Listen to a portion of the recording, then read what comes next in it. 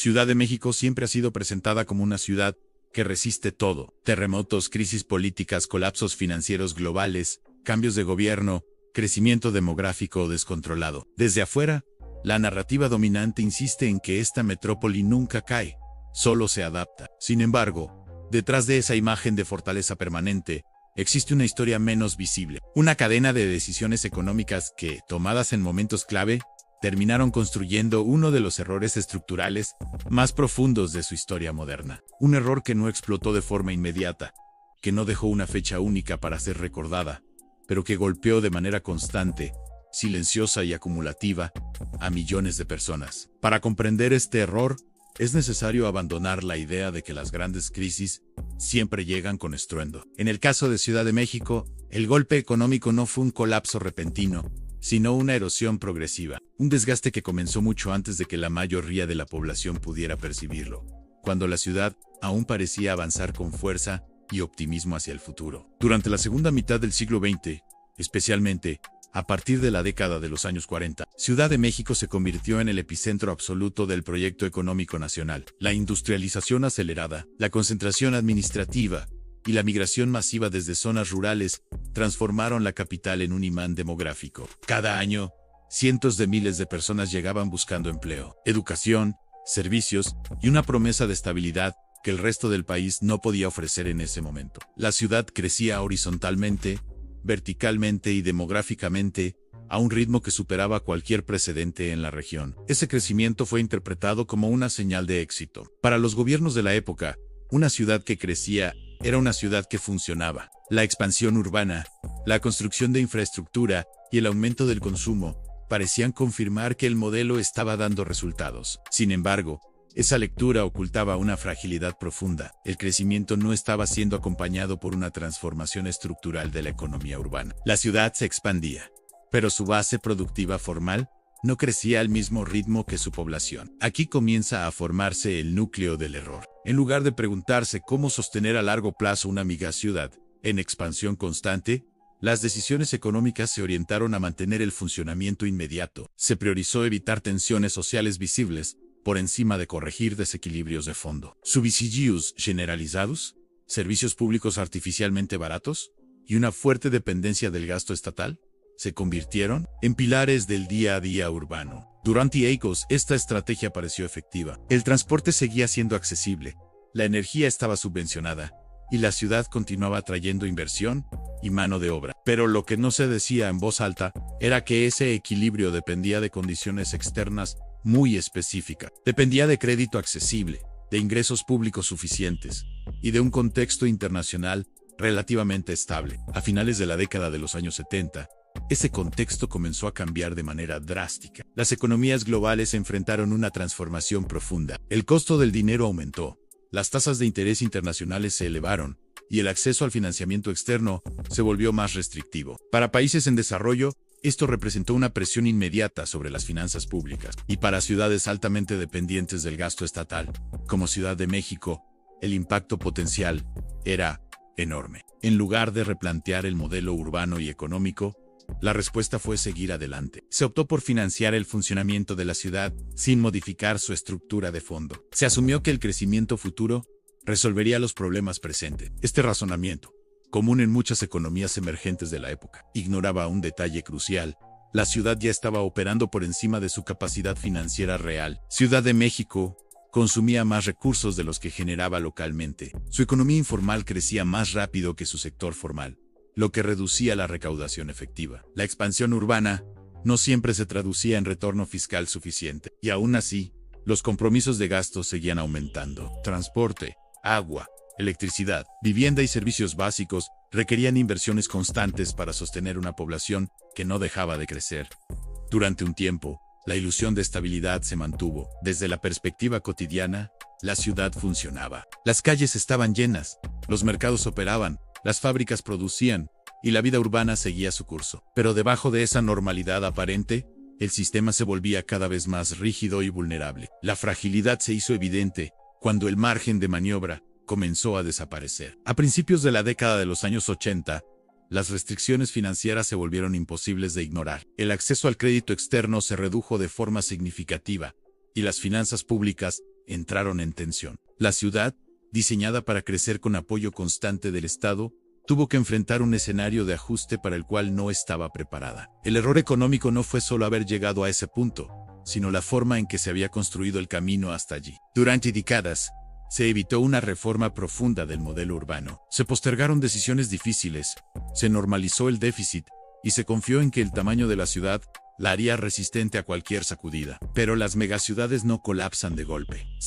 Cuando comenzaron los ajustes, el impacto no fue inmediato ni uniforme. No se trató de una crisis visible en un solo sector. Fue un proceso gradual que afectó la calidad de vida, la infraestructura y la cohesión social. El mantenimiento urbano se volvió insuficiente. Los servicios comenzaron a deteriorarse y la informalidad laboral se expandió como mecanismo de supervivencia para millones de personas. Uno de los efectos más profundos fue la fragmentación económica de la ciudad. Vivir cerca del empleo formal se volvió cada vez más difícil. Las zonas periféricas crecieron sin servicios adecuados, mientras el centro económico se volvía más inaccesible. El tiempo de traslado aumentó, los costos ocultos del día a día se multiplicaron y la desigualdad territorial se profundizó. Este proceso no fue percibido como el resultado de una decisión económica específica. Para la mayoría de la población, parecía simplemente el precio inevitable de vivir en una megaciudad, pero en realidad era la consecuencia directa de haber sostenido un modelo insostenible durante demasiado tiempo. Otro elemento clave del error fue la centralización extrema. Durante décadas, Ciudad de México concentró no solo población, sino también poder político, decisiones financieras y recursos estratégicos. Esta concentración debilitó la capacidad de respuesta local. Cuando las condiciones cambiaron, la ciudad no tenía autonomía suficiente para adaptarse con rapidez. Dependía de decisiones tomadas a nivel central, muchas veces alejadas de la realidad cotidiana urbana. La combinación de crecimiento descontrolado, dependencia financiera y rigidez administrativa creó una tormenta perfecta. No hubo un colapso espectacular, pero sí una pérdida progresiva de equilibrio. La ciudad dejó de ser un motor económico sostenible y comenzó a funcionar como un sistema que requería cada vez más esfuerzo para mantenerse en pie. Este es el punto donde termina la primera parte de la historia. El error económico ya estaba instalado, aunque todavía no era plenamente visible. Las decisiones tomadas en décadas anteriores habían preparado el terreno para una transformación profunda de la ciudad. Una transformación que no sería resultado de una elección consciente,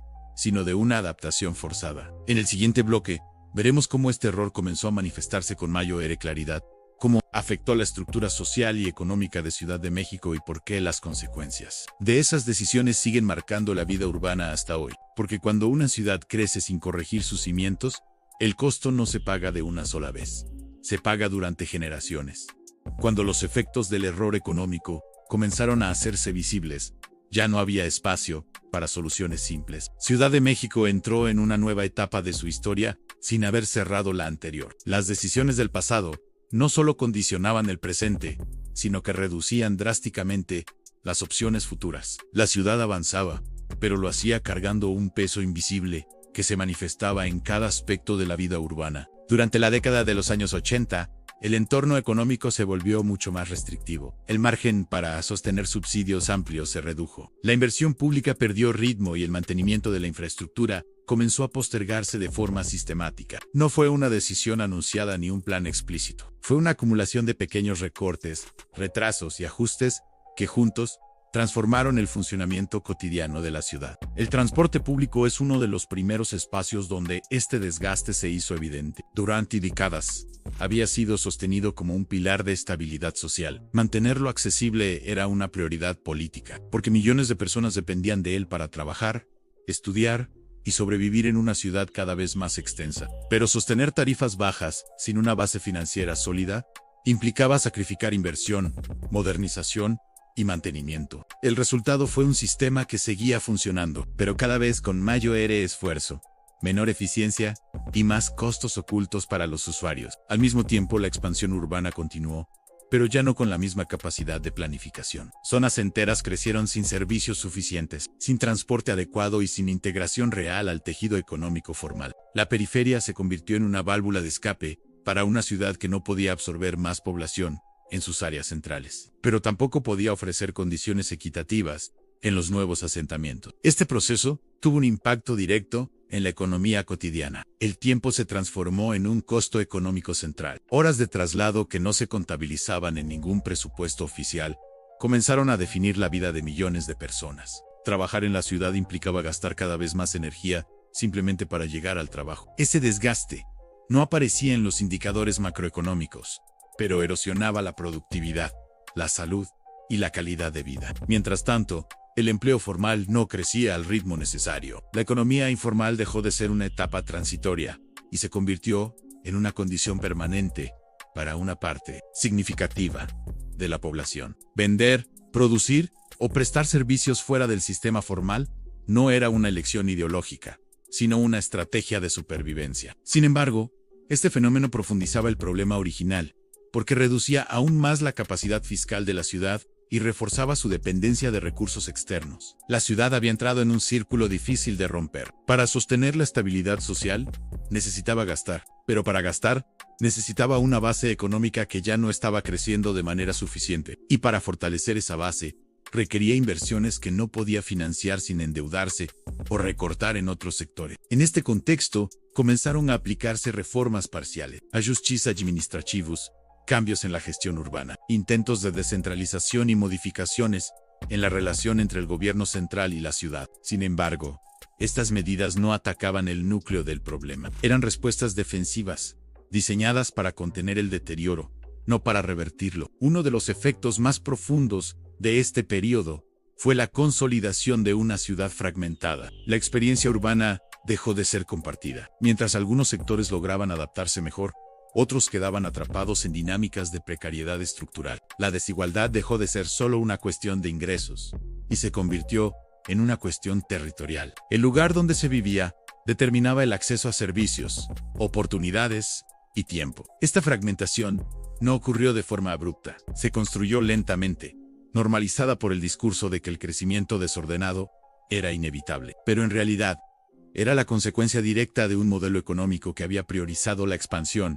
sin fortalecer los cimientos. A finales de la década de los años 80 y durante los años 90, Ciudad de México comenzó a redefinir su papel económico. La apertura comercial, los cambios en la estructura productiva y la transformación del mercado laboral alteraron profundamente el perfil de la ciudad. Sectores industriales perdieron peso, mientras crecían los servicios y las actividades financieras. Este cambio generó nuevas oportunidades, pero también dejó fuera a grandes segmentos de la población que no podían adaptarse con la misma velocidad. La ciudad se volvió más competitiva en algunos aspectos, pero también más excluyente. El acceso a los beneficios del nuevo modelo económico dependía cada vez más del nivel educativo, la ubicación geográfica y la capacidad de insertarse en redes formales. Para millones de personas, la promesa de movilidad social se volvió más distante. El error económico original seguía operando en segundo plano. La ciudad intentaba modernizarse sin haber resuelto sus desequilibrios básicos. Se construían nuevos polos de desarrollo,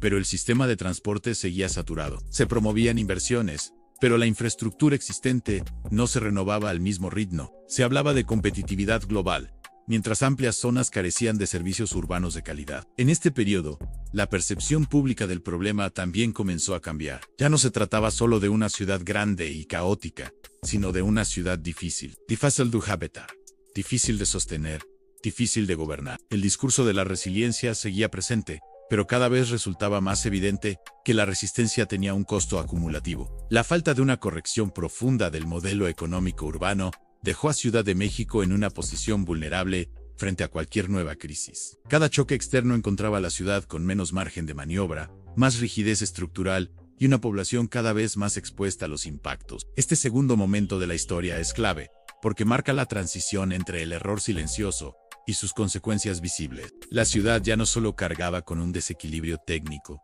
sino con una transformación social profunda.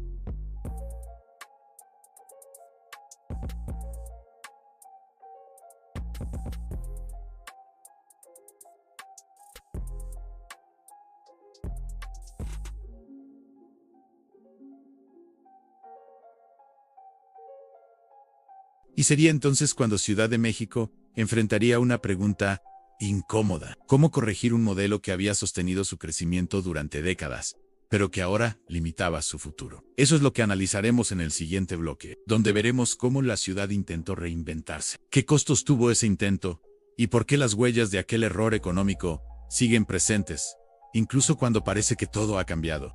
Para cuando Ciudad de México entró en el cambio de siglo, el error económico ya no era solo una herencia del pasado, sino una condición estructural con la que la ciudad aprendió a convivir. No hubo un momento exacto en el que se dijera públicamente que el modelo había fallado, pero las señales estaban en todas partes. La ciudad seguía creciendo, seguía produciendo, seguía atrayendo personas y capital, pero lo hacía de una manera cada vez más desigual, más costosa y más frágil. El inicio del nuevo milenio trajo consigo una narrativa de modernización. Se habló de transformación urbana, de competitividad global, de convertir a Ciudad de México en una metrópoli capaz de dialogar de igual a igual con las grandes capitales del mundo. Se impulsaron proyectos emblemáticos, se promovió la inversión privada y se buscó reposicionar a la ciudad como un centro de servicios, finanzas y consumo. En la superficie, el discurso era optimista, pero debajo, las limitaciones del modelo seguían intactas. La economía urbana se reconfiguró,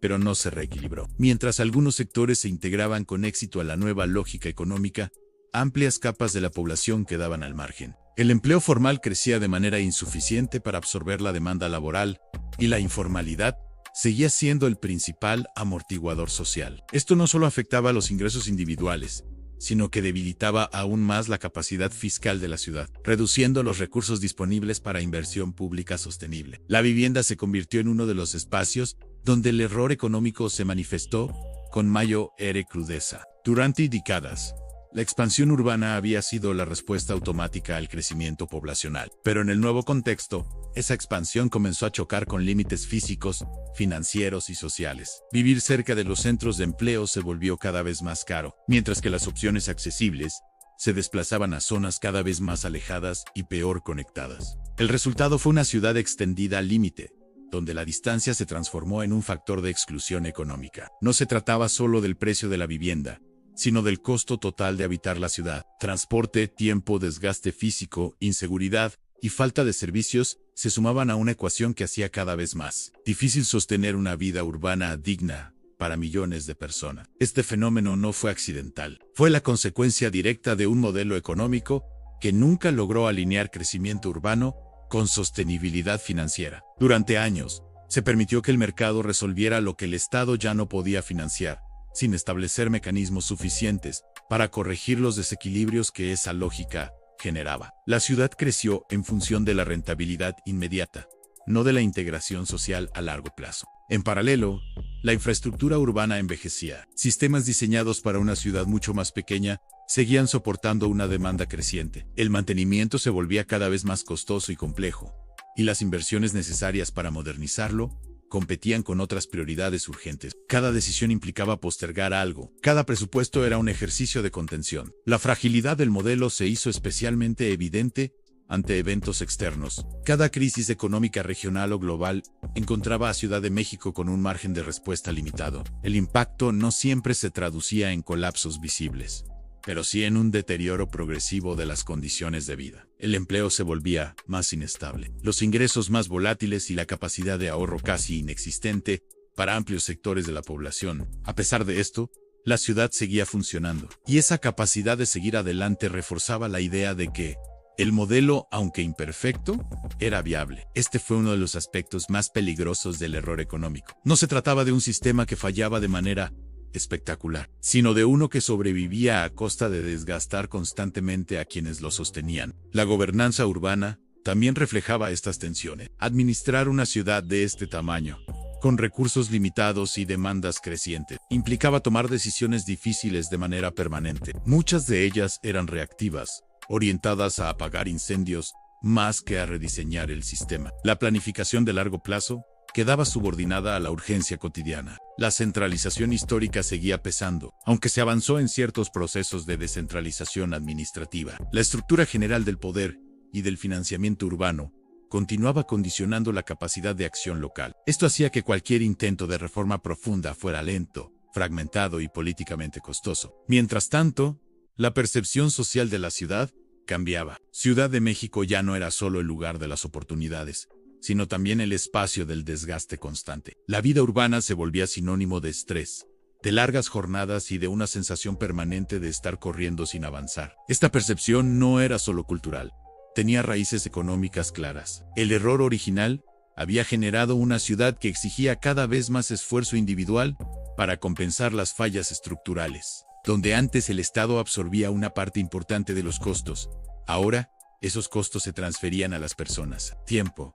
dinero y energía se convertían en recursos privados para sostener un sistema público insuficiente. Esta transferencia silenciosa de costos fue una de las consecuencias más profundas del error económico. No aparecía en las estadísticas oficiales, pero redefinía la experiencia urbana. Vivir en Ciudad de México implicaba adaptarse constantemente, desarrollar estrategias personales para sobrevivir en un entorno cada vez más exigente. Aún así, la ciudad seguía proyectándose hacia el futuro. Nuevos desarrollos, nuevas narrativas y nuevas promesas de transformación alimentaban la idea de que lo peor había quedado atrás. Pero en realidad, el problema central seguía sin resolverse. El modelo económico urbano continuaba apoyándose en una base frágil, expuesta a cualquier desequilibrio adicional. Este tercer momento de la historia es clave, porque muestra cómo el error económico dejó de ser solo una herencia histórica y se convirtió en una condición normalizada. La ciudad ya no esperaba una corrección estructural, sino que aprendía a funcionar dentro de sus límites, aceptando la desigualdad, la precariedad y el desgaste como parte del paisaje urbano. Sin embargo, esta adaptación tenía un límite, porque una ciudad puede resistir durante mucho tiempo, pero no indefinidamente. Y cuando nuevas presiones comenzaron a acumularse, quedó claro que las soluciones parciales no serían suficientes. En el siguiente y último bloque, veremos cómo Ciudad de México enfrentó esos nuevos desafíos. ¿Por qué el error económico volvió a cobrar protagonismo en momentos críticos? ¿Y qué lecciones deja esta historia para el futuro de las grandes ciudades de América Latina?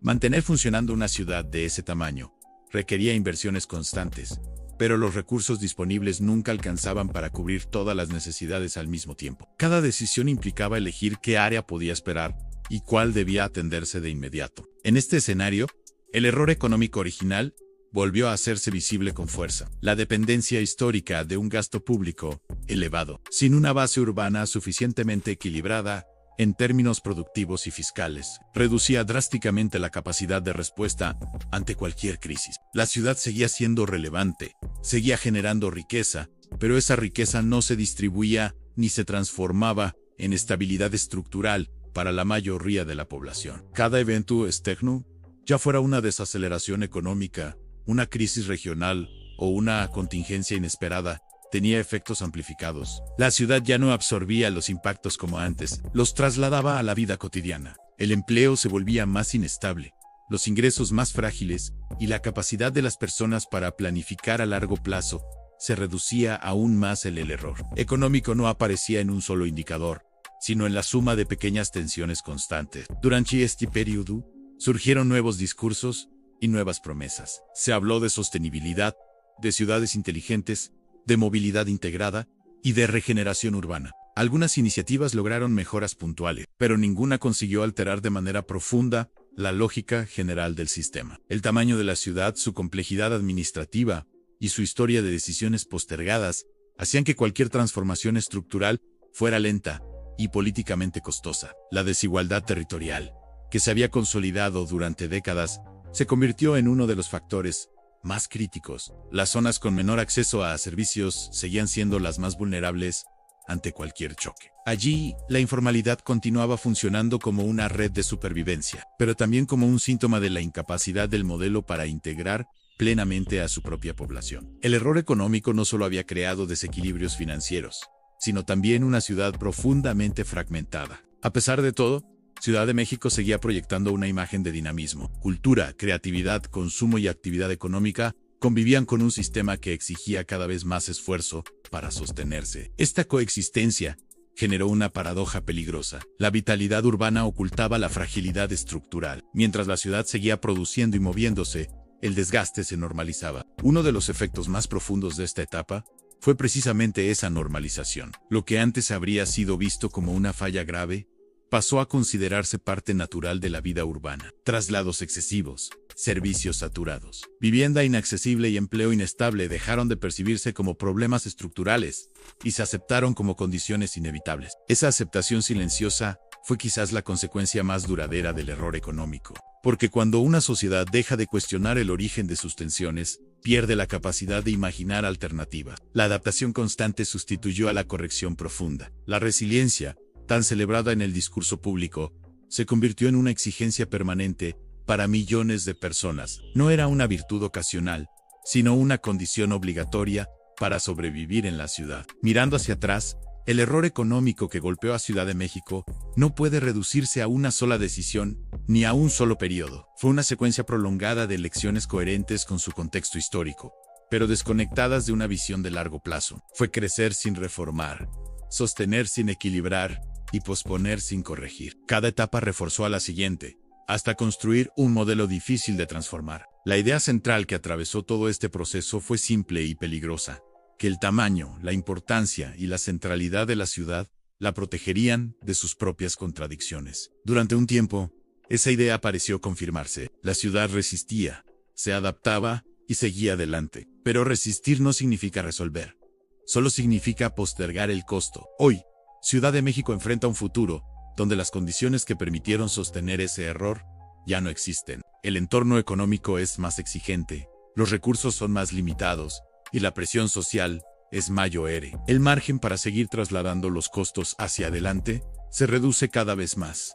La ciudad se encuentra ante la necesidad de replantear su relación entre crecimiento, sostenibilidad y equidad. La lección que deja esta historia trasciende una sola ciudad. Es una advertencia para todas las grandes urbes de América Latina que hoy atraviesan procesos similares. Ciudades que crecen rápido, que se expanden sin equilibrio y que confían en que el futuro resolverá lo que el presente evita enfrentar. La experiencia de Ciudad de México muestra que esa confianza tiene límites. El error económico que golpeó a la ciudad no destruyó su esencia, pero moldeó profundamente su forma de vivir, de trabajar y de habitar el espacio urbano. Comprenderlo no es un ejercicio académico, ni un ajuste de cuentas con el pasado. Es una forma de entender por qué ciertas tensiones persisten y por qué las soluciones simples ya no son suficientes. Ciudad de México sigue en pie, pero su historia demuestra que el verdadero desafío no es resistir sino corregir, porque los errores económicos más profundos no siempre se manifiestan como crisis espectaculares. A veces, se convierten en el paisaje cotidiano, y cuando eso ocurre, el mayor riesgo es creer que no hay alternativa.